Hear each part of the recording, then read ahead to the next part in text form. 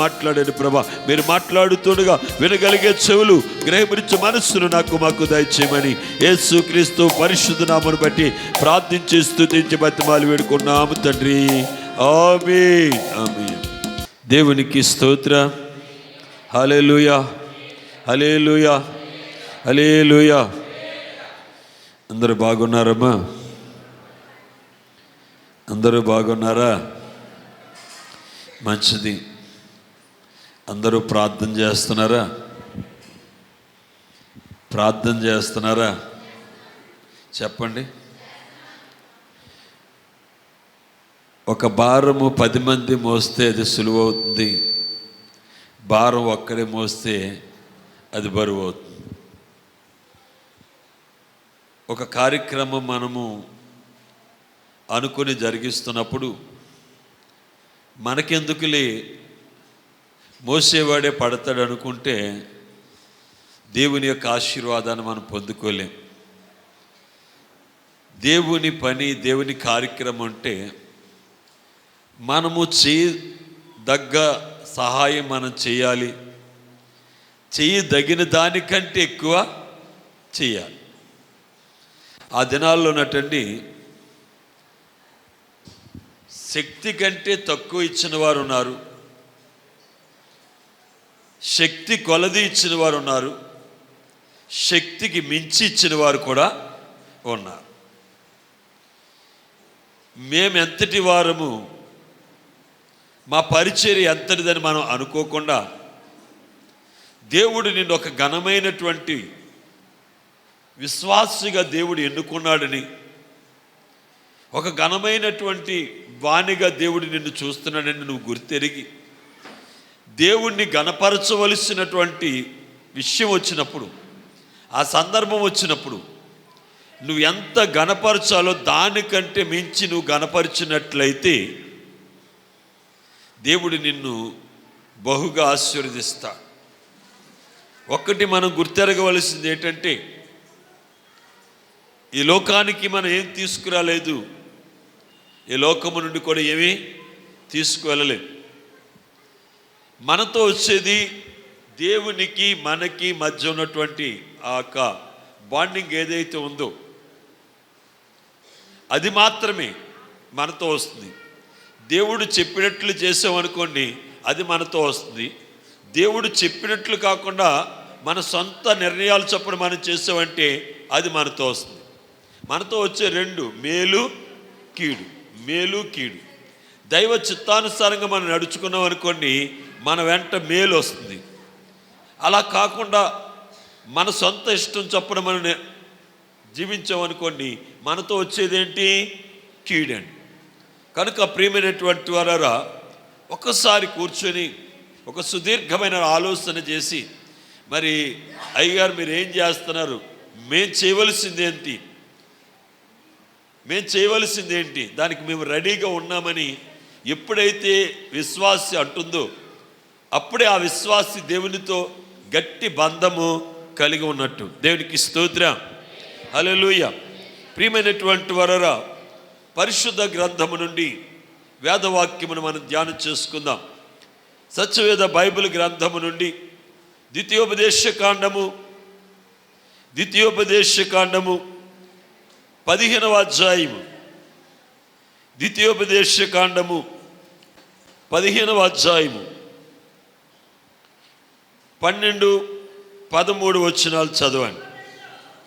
నీ సహోదరులు ఎబ్రీయుడే గాని ఎబ్రీరాలే గాని నీకు అమ్మబడి 6 సంవత్సరములు నీకు దాక్ష్యము చేసిన ఎడల 7వ సంవత్సరమున వాణ్ణి విడిపించి నీ యొద్ద నుండి పంపివేయవలెను.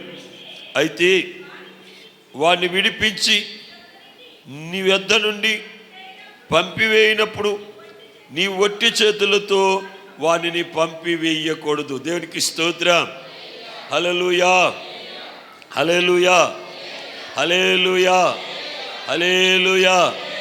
గట్టిగా చెప్తామా? స్వరాలు ఎత్తి చెప్తామా?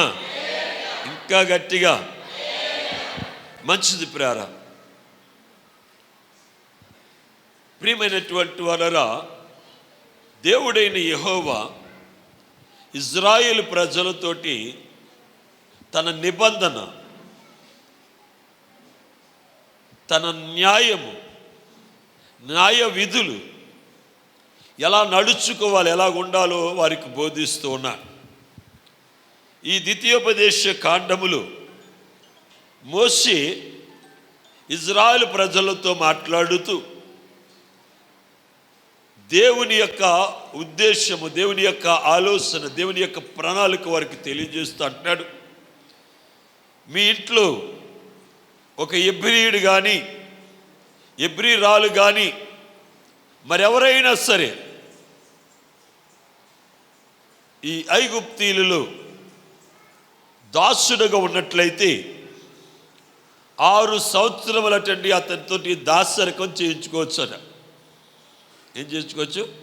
6 సంవత్సరాలు మనం ఎటువంటి వెట్టి పనైనా చేయించుకోవచ్చు.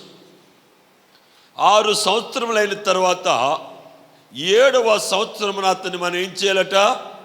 విడిచిపెట్టాలి. దేవుడు ఇజ్రాయేల్ ప్రజలకు చెప్తూ ఉన్నాడు, 7వ సంవత్సరమున వాడికి ఏ సంవత్సరం అండి? విడుదల సంవత్సరం. 7వ సంవత్సరమున వాడిని విడిచిపెట్టేయాలి. 6 సంవత్సరములు నీ ఇంట్లో పని చేయించుకోవచ్చు, నీ ఇంట్లో ఏ పనైనా నువ్వు చేయించుకోవచ్చు, ఎలాంటి దాసరికమైన నువ్వు చేయించుకోవచ్చు. ఎందుకంటే అతడు నీకు అమ్మబడ్డాడు, అతన్ని నీవు కొనుక్కున్నావు కనుక అతనితో నువ్వేం చేయించుకోవచ్చు? నువ్వు ఎంత వెలకు కొన్నా సరే 6 సంవత్సరాలు మాత్రమే అతడు నీకు ఎలాగుంటాడండి? దాసుడుగా ఉంటాడు. 7వ సంవత్సరమున అతన్ని మీరు విడిపించాలి. అయితే అతన్ని మీరు విడిపించినప్పుడు, అతడు మీ యొద్ద నుండి వెళ్ళిపోతున్నప్పుడు వానినటండి ఉట్టి చేతులతో, అంటే వట్టి చేతులతో మీరు పంపకూడదు. ఆలోచించిన ప్రియమైనటువంటి వారా, దేవుడు ఒక విశ్వాసి పట్ల శ్రద్ధ కలిగి ఉన్నాడంటే అనుకోవచ్చు, ఒక భక్తుడి ఎడల శ్రద్ధ కలిగి ఉన్నాడంటే అనుకోవచ్చు. కానీ ఆయన ఒక దాసుని గూర్చి ఆయన మాట్లాడుతున్నాడండి. ఎవరి గూర్చండి? దాసుని గూర్చి మాట్లాడుతున్నాడు. ఒక దాసుడు అంటే ఇంట్లో పని చేసేటండి, ఒక దాసుని గూర్చి కూడా ఆయన ఏం కలిగి ఉన్నాడండి? శ్రద్ధ కలిగి ఉన్నాడు. ఏం కలిగి ఉన్నాడు చెప్పండి? శ్రద్ధ కలిగి. నీ ఇంట్లో అమ్మబడ్డటువంటి, నువ్వు కొనుక్కున్నటువంటి నీ దాసుని గూర్చి కూడా ఆయన ఏం చెప్తున్నాడండి? ఇక్కడ మాట్లాడుతున్నాడు. అర్థమవుతుందా? అర్థం అవ్వట్లేదా? ఒక దాసుని గూర్చి కూడా ప్రభు ఏం కలిగి ఉన్నాడండి? శ్రద్ధ కలిగి ఉన్నాడు. వాడు 6 సంవత్సరాలు నీ ఇంట్లో ఏం చేయొచ్చండి? ఊడిగం చేయొచ్చు, ఏ పనైనా నువ్వు చేయించుకోవచ్చు. కానీ 7వ సంవత్సరాన్న అతని ఊరికి నేను విడిచిపెట్టాలి. ఎలా విడిచిపెట్టాలి? ఊరికి నేను విడిచిపెట్టేయాలి. 6 సంవత్సరాలు అయిన తర్వాత అది 7వ సంవత్సరము. వాడికి ఎటువంటి సంవత్సరం అండి? విడుదల సంవత్సరం. అయితే వాడు విడుదల పొందినప్పుడు, వాడు నిన్ను విడిచి నీ యొద్ద నుండి పంపివేయబడినప్పుడు వాడిని నీవు వట్టి చేతులతోటి పంపకూడదండి. ఎందుకు ఇటువంటి ఒక ఆజ్ఞ, ఒక కట్టడ ఇజ్రాయేల్ ప్రజలకు దేవుడు ఎందుకు తెలియజేస్తున్నాడంటే, వీరు దాదాపు 420 సంవత్సరాలు ఐగుప్తు దేశములు వీరు ఏం చేశారండి? బానిసత్వం చేశారు. బానిసత్వం చేశారండి. ఎక్కడ? ఐగుప్తు దేశములు. దాదాపుగా 420 సంవత్సరాలు వారు బానిసలుగా ఉన్నారు. వారికి సొంత ఇల్లులు లేవండి, సొంత పొలాలు లేవు, సొంత మందలు లేవు. వారు ఐగుప్తు దేశం వెళ్ళినప్పుడు మందలతో వెళ్ళారు. కానీ ఇప్పుడు వారికి ఏమి లేవండి? సొంత మందలు లేవు, సొంత ఇల్లులు లేవు, సొంత పురాలు లేవు, సొంత పట్టణాలు లేవు. 420 సంవత్సరాలు భయంకరమైనటువంటి దాస్యము, భయంకరమైన ఊడిగం చేశారు. అయితే దేవుడు దైవజనుడైనటువంటి మోషేని ఏర్పాటు చేసుకుని ఇజ్రాయెల్ ప్రజలను ఐగుప్తు దేశము నుండి ఆయన ఏం చేశాడండి? విడిపించాడు. దేవునికి స్తోత్రం. హల్లెలూయా, హల్లెలూయా. దేవుడు ఈ యొక్క ఇజ్రాయెల్ ప్రజలను ఐగుప్తు బానిసత్వం నుండి ఆయన ఏం చేశాడండి? విడిపించాడు. ప్రియమైనటువంటి వారా, మనము ప్రతి సంవత్సరం మనం చూసినట్లయితే డిసెంబర్ నెల వచ్చేటప్పటికి మనకి చాలా సంతోషంగా ఉంటామండి. అవునా కదా? చెప్పండి, ఎందుకు సంతోషంగా ఉంటాం? ఎందుకు ఆనందంగా ఉంటాం? చెప్పండి. డిసెంబర్ 25 క్రిస్మస్ అంటే యేసుక్రీస్తు యొక్క పుట్టినరోజు. ప్రియమైనటువంటి వారా, ఆయన యొక్క జన్మదినము, ఆయన యొక్క జన్మదినాన్ని మనం జరుపుకుంటున్నాం కనుక అది చాలా ఘనంగా, చాలా అట్టాసంగా, చాలా అద్భుతంగా జరుపుకోవాలని మనం దాని గురించి ఎక్కువ మనం ఆలోచిస్తూ ఉంటాం. వీలైతే మన ఇంట్లో ఒక చక్కటి క్రిస్మస్ కూటాన్ని ఏర్పాటు చేసుకోవాలి, ప్రభు యొక్క జన్మదినమును గూర్చి మన ఇంట్లో వాళ్ళందరూ కూడా సంతోషించాలి అనే ఒక ఆలోచన కలిగి. ఎందుకంటే యేసుక్రీస్తు ఈ లోకములో జన్మించినటువంటి దినము. 2025 సంవత్సరాల పూర్వము యేసుక్రీస్తు ఈ లోకానికి వచ్చాడు. ఎందుకు వచ్చాడు ఆయన ఈ లోకానికి? ఎందుకు యేసుక్రీస్తు ఈ లోకానికి రావాల్సి వచ్చిందంటే పాపులమైన మనలను విడిపించడానికి, విమోచించడానికి యేసుక్రీస్తు ఈ లోకములోనికి వచ్చాడు. దేవునికి స్తోత్రం. హల్లెలూయా, హల్లెలూయా, హల్లెలూయా, హల్లెలూయా. 2 చేతులు పైకెత్తి గట్టిగా దేవునికి స్తోత్రం చెప్తాము. ప్రియమైనటువంటి వారా, 2025 సంవత్సరాలకు పూర్వము యేసుక్రీస్తు లోకంలోకి వచ్చాడు. ఎందుకని ఈ లోకంలోకి వచ్చాడంటే పాపులమైనటువంటి మనలను ప్రభువు విమోచించడానికి లోకానికి వచ్చాడు, విడిపించడానికి మనకు ఈ లోకానికి వచ్చాడు. దేవుడు దైవజనుడైన మోషేని ఐగుప్తు దేశం ఎందుకు పంపించాడంటే 420 సంవత్సరాల బానిసత్వంలో ఉన్న దేవుని ప్రజలైనటువంటి ఇజ్రాయేలును విడిపించడానికండి.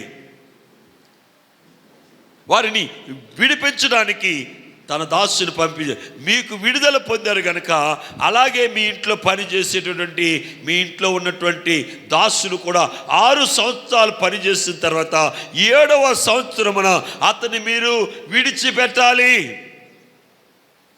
అది విడుదల సంవత్సరము. ప్రియమైనటువంటి వారా, మనము కూడా విడుదల పొందాము. ప్రభు అయినటువంటి యేసుక్రీస్తు మనల్ని పాపము నుండి, పాప దాసత్వము నుండి ఆయన మనల్ని ఏం చేశాడండి? విమోచించాడు. మనము విడుదల పొందిన దేవుని ప్రజలము, విడిపింపబడిన దేవుని ప్రజలము. మనల్ని విడిపించడానికి దేవుడే శరీరధారి ఈ భూలోకానికి వచ్చాడండి. తన నామమందు విశ్వసించు ప్రతివాడు విడిపింపబడినట్లుగా క్రీస్తు యేసు ఈ లోకములోనికి పంపబడ్డాడు. ఆయన ఎందుకు పంపబడ్డాడు అనే దాని గురించి మనం చూసినట్లయితే యెషయా గ్రంథము 61వ అధ్యాయం 1వ వచనం చదవండి. ప్రభువగు యెహోవా ఆత్మ నా మీదకి వచ్చి ఉన్నది, దీనులకు సువర్తమానము ప్రకటించుటకు యెహోవా నన్ను అభిషేకించెను. నలిగిన హృదయము గలవారిని తుడపరుచుటకును, చెరలోనున్న వారిని విడుదలను, బంధింపబడిన వారికి విముక్తిని ప్రకటించుటకు, యెహోవా హితవత్సరమును మన దేవుని ప్రతిదండన దినము ప్రకటించుటకును, దుఃఖాక్రాంతులందరికీ ఓదార్చుటకు, సియోనులో దుఃఖించు వారికి ఉల్లాస వస్త్రము ధరించుటకును, బూడిదకు ప్రతిగా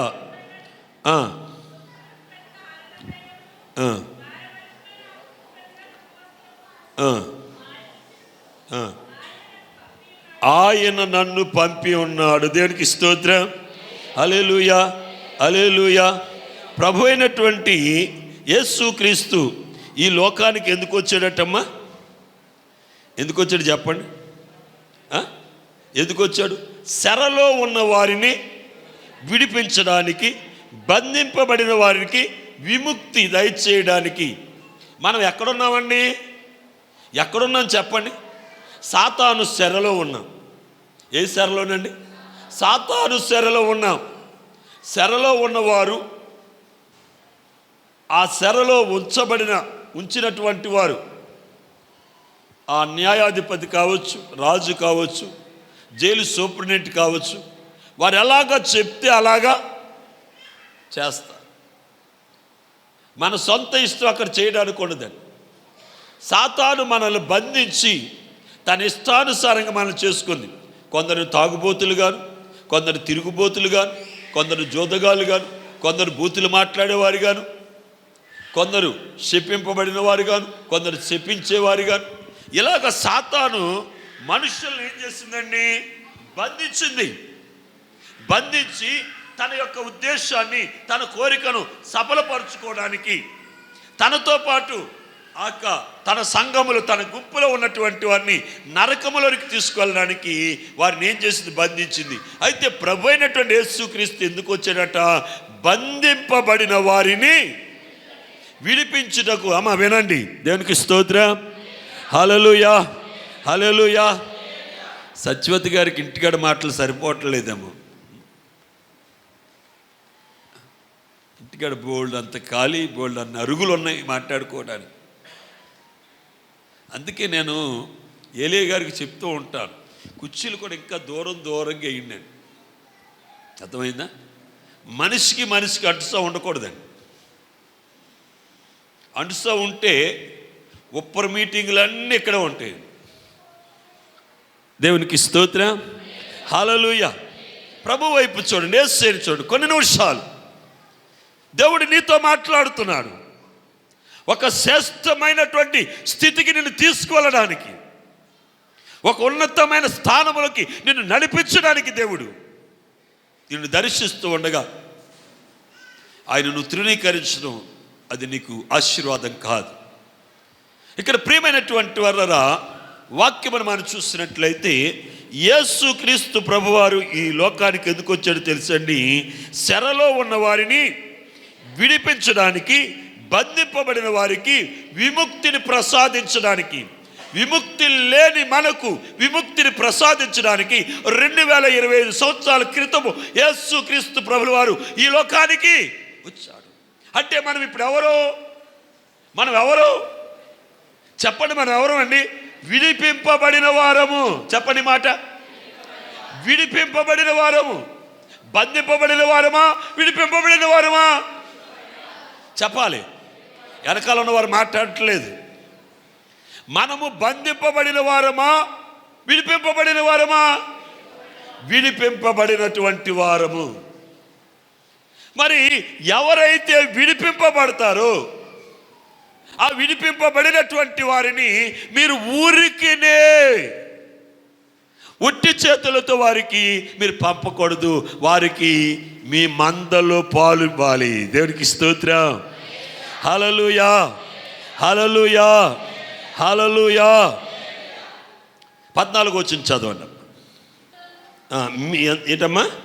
నీ మందలోను, నీ కళ్ళెములోను, నీ ద్రాక్ష గానుగల్లోను కొంత ఆవశ్యకంగా వానికి ఇవ్వవలెను. నీ దేవుడైన యెహోవా నిన్ను ఆశీర్వదించి నీకు అనుగ్రహించిన దానిలో కొంత వానికి ఇయ్యవలెను. దేవునికి స్తోత్రం. హల్లెలూయా. గట్టిగా 2 చేతులు పైకెత్తి దేవునికి స్తోత్రం చెప్దామా? గట్టిగా చెప్దామా? స్వరాలు విప్పి చెప్దామా? కేకలు పెడితే చెప్దామా హల్లెలూయా అని? దాసుడుగా విడిపింపబడట్లేదండి. దాసుడు విడిపింపబడినప్పుడు అతని స్థితి మారుతుంది. ప్రియ దైవ జనాంగమా, విడిపింపబడిన మనస్థితిని దేవుడు ఏం చేస్తున్నాడండి? మారుస్తున్నాడు.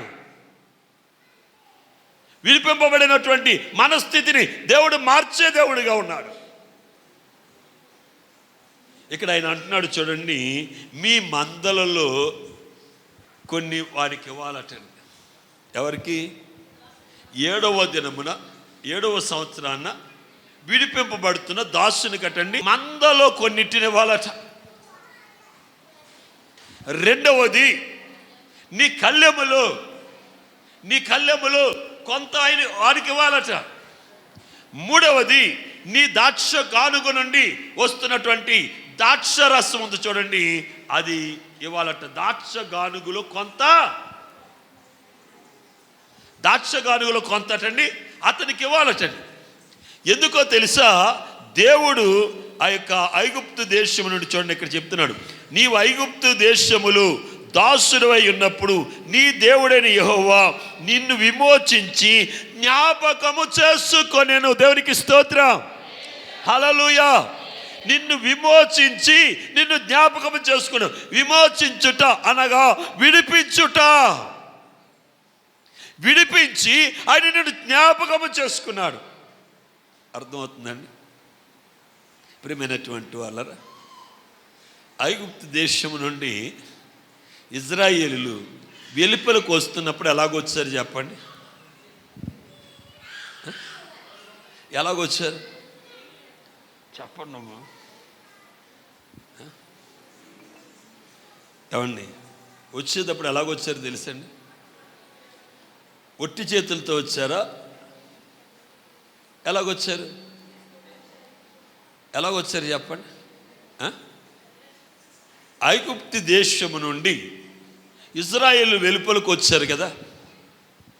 బానిసత్వంలో ఉన్నటువంటి వారిని దైవజనుడైన అమ్మ పిల్లలు అటు ఇటు పరిగెత్తు దగ్గర కూర్చోబెట్టుకొని దైవజనుడైనటువంటి మోషే ఐగుప్తు దేశము నుండి బయటకు నడిపించాడు, వాగ్దత్త దేశం.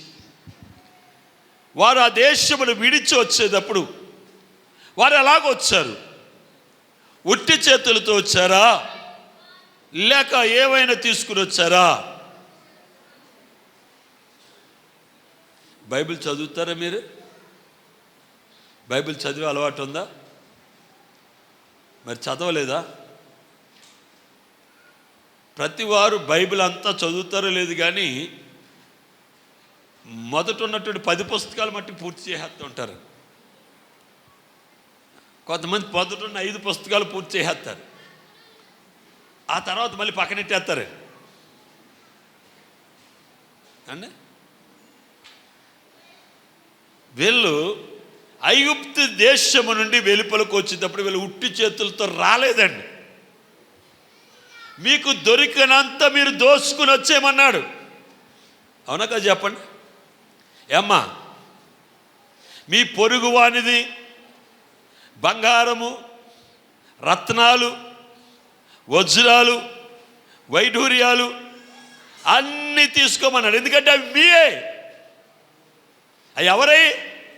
ఎందుకో తెలుసా? మీరు కట్టిన ఇండ్లలో వారు ఉంటున్నారు, మీరు పండించిన పంటను వారు అనిపిస్తున్నారు. కష్టం మీది, ప్రతిఫలం వారిది. 420 సంవత్సరాలు మీరు బానిసలుగా ఉన్నారు కనుక మిమ్మల్ని ఇక్కడ నుండి ఉట్టి చేతులతో నేను తీసుకురానని వారికి సమృద్ధితో దేవుడు తీసుకొస్తున్నాడు. దేవునికి స్తోత్రం కలుగును గాక. హల్లెలూయా, హల్లెలూయా, హల్లెలూయా. దేవుడు విడిపించినటువంటి, విడుదల పొందినటువంటి ఒక విశ్వాస యొక్క జీవితాన్ని దేవుడు ఏం చేస్తున్నాడండి? అద్భుతంగా మార్చేస్తున్నాడు. ఒకటి ఆలోచిద్దామండి. 6 సంవత్సరాలు ఇది ఎలాగున్నాడు చెప్పండి? దాసులుగా ఉన్నాడు. 7వ సంవత్సరం విడుదల పొందినప్పుడు యజమాని ఏం చేస్తున్నాడు? తన మందలో కొన్నిటిని ఇస్తున్నాడు.